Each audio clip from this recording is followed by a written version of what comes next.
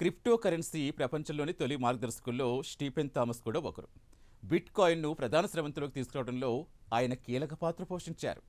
Ripple సిటిఓగా పనిచేసిన ఆయన తరువాత కాయిల్ అనే ఆర్థిక సేవల స్టార్టప్కు సీఈఓ సహ వ్యవస్థాపకుడిగా పనిచేశారు. అతని డిజిటల్ వాలెట్లో 6,449 కోట్లు విలువ చేసే బిట్ కాయిన్స్ ఉన్నాయి. కానీ తన పాస్వర్డ్ మర్చిపోయాడు.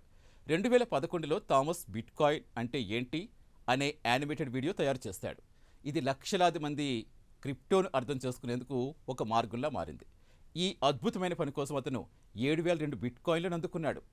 అతను వాటిని అందుకున్నప్పుడు వాటి విలువ ఎంతో తెలుసా? దాదాపుగా $2,000. అతను వాటిని ఐరన్ కీ అనే సురక్షితమైన డిజిటల్ వ్యాలెట్లో నిల్వ చేసి ఒక కాగితంపై పాస్వర్డ్ రాసుకున్నాడు. దురదృష్టవశాత్తు ఆ కాగితం పోయింది.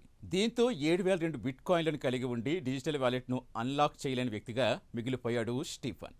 అంచనా ప్రకారం నేడు ఆ బిట్ కాయిన్స్ విలువ దాదాపుగా 777 మిలియన్లు, అంటే సుమారుగా 6,500 కోట్లు. కానీ ఐరన్ కీ పరికరం 10 పాస్వర్డ్ ప్రయత్నాలకు మాత్రమే యాక్సెస్ అనుమతిస్తుంది. థామస్ ఇప్పటికే 8 సార్లు యూజ్ చేశాడు. అతనికి ఇక 2 అవకాశాలే ఉన్నాయి. అవి కూడా తప్పైతే హార్డ్వేర్ శాశ్వతంగా తనను తానుగా కొలాప్స్ అయిపోతుంది. ఈ ఘటన డిజిటల్ సంపదలు ఉన్న వారికి అతిపెద్ద పాఠం నేర్పుతుంది.